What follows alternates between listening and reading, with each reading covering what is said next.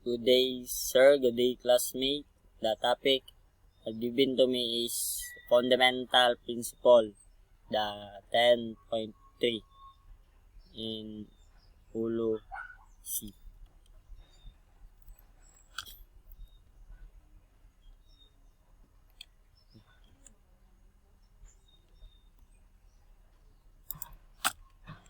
Fundamental principles is the police work is necessary to avoid human rights and violation and maintain respect of the profession. So ito yung the police officer who maintain the peace and order to avoid some violation of human rights, and he need to respect of the profession of them. There are the following responsibility of PNP members.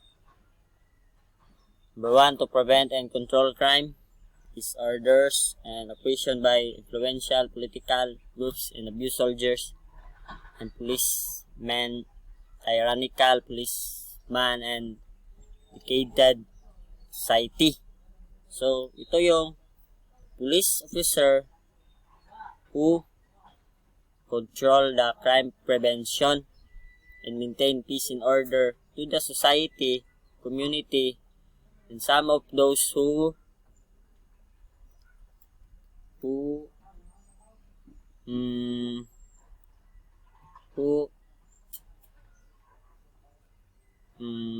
maintain some person that abuse of some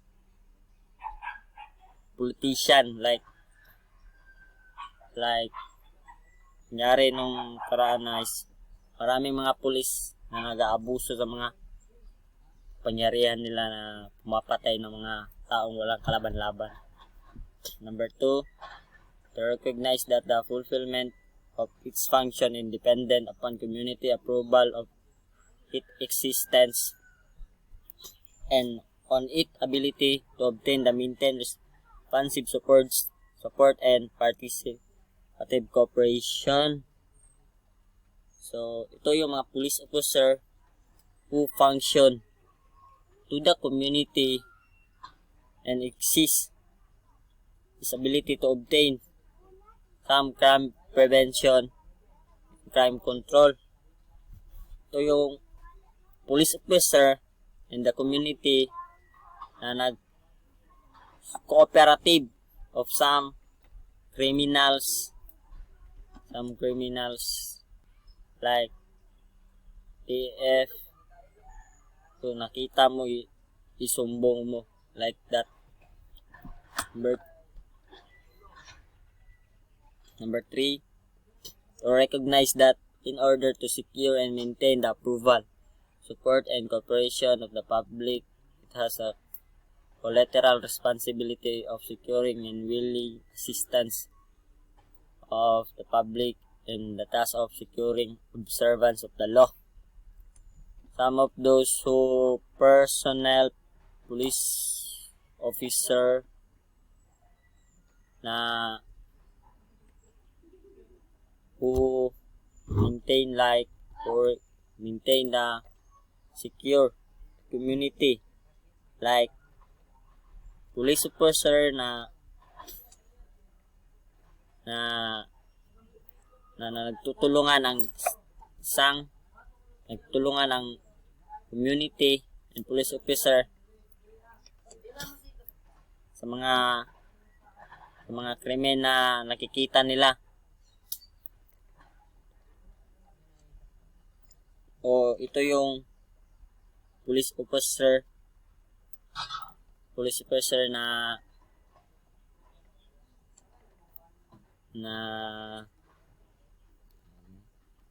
sa tulong ng publiko, maraming krimen ang na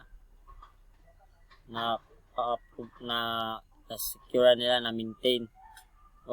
Like that.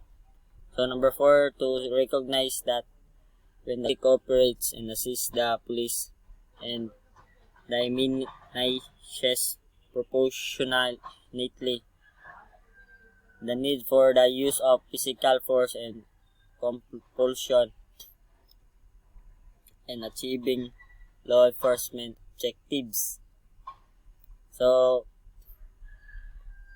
some of these police officer na tutulungan at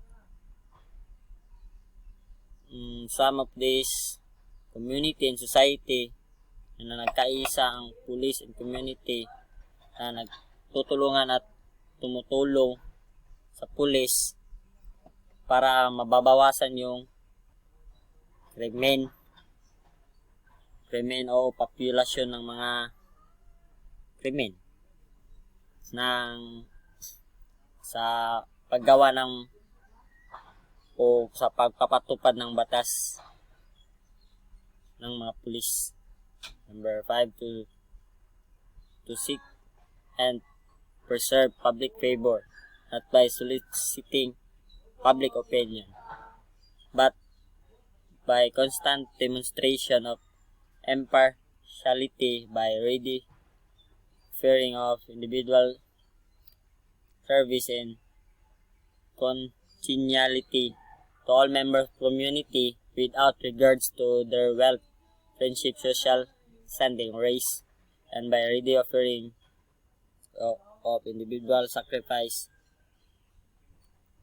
and to some extent sacrifice of relatives. So some of those na police who not favor of kuan, wala sila gipaboran, like kaniman o ba niyang daotan o ba niyang tinuod. So nagpapakita sila ng walang kinikilingan na sa kanilang pagpapatupad na batas ay dapat ay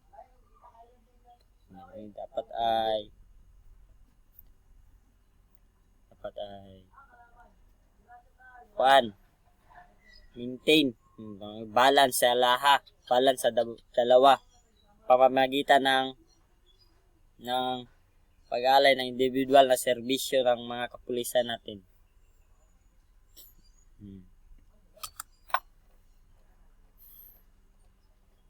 Number 6, to use physical force only when the exercise of persuasion, advice, and warnings found to be insufficient in the pursuit of law, observance of the restored order, and shall resort only to the minimum degree of physical force necessary on any particular occasion and achieving law enforcement objective. Some of these police officers who force his physical when may payo ang pulis at o babala ay nagpayo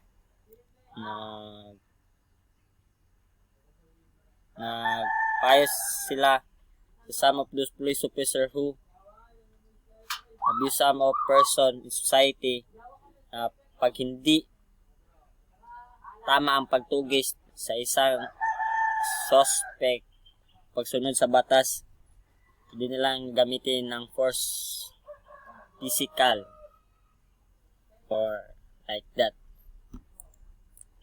7, to constantly maintain wholesome relationship with the community that gives reality to the historic tradition that the police is the people and the people is the police. Police officer are member of the community who are paid to render public safety service due upon every citizen, enduring the principle that public office is a public trust.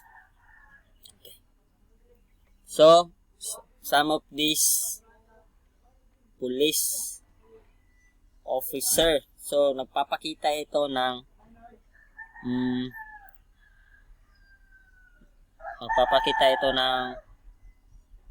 police officer who love his duty, ay his prinsipyo, like that.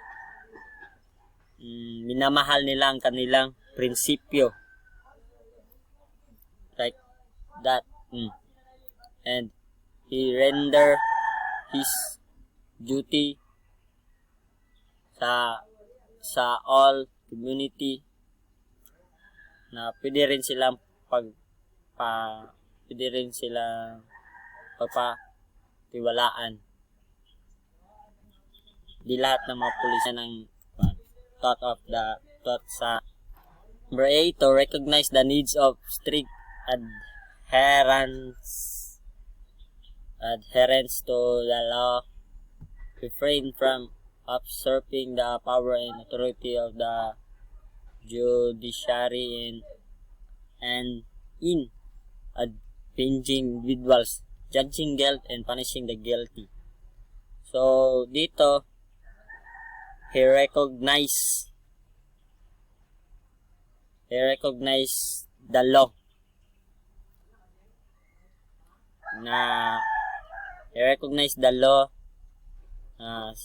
some of these paghigpit sa pagsunod ng batas sa Pilipinas. Ganyan ang ginagawa ng mga pulis, paghigpit ng batas.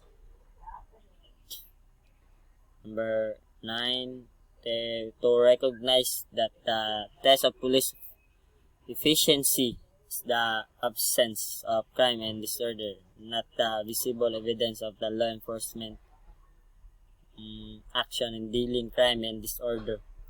Enshrine the principles that crime prevention is better than crime solution. Tama. Measure it's better than countermeasure. So this one is we recognize the police test na to principle that nagpapakita ito ng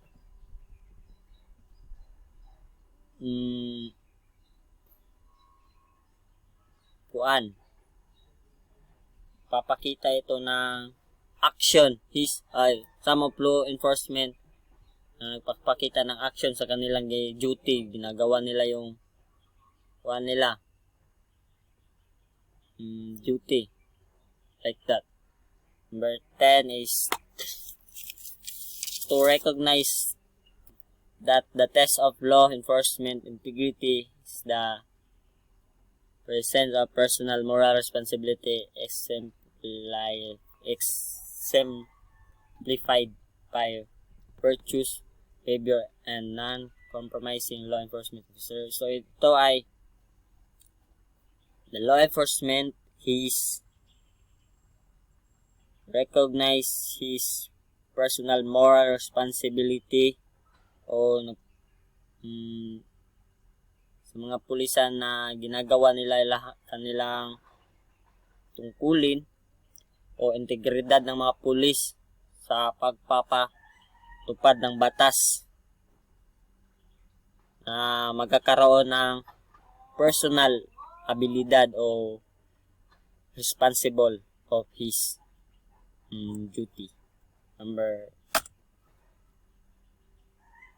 11, to recognize that achievement of professional service depend principally upon constant development of police education and training, research and planning and exercise. Some of these police officer yung mga police officer natin na baguhan pa lang na nagtitrain, like police officer who dina-train nila ilahang mga junior na kagagraduate pa lang, sinasanay nila sa pag-search, like searching and planning exercise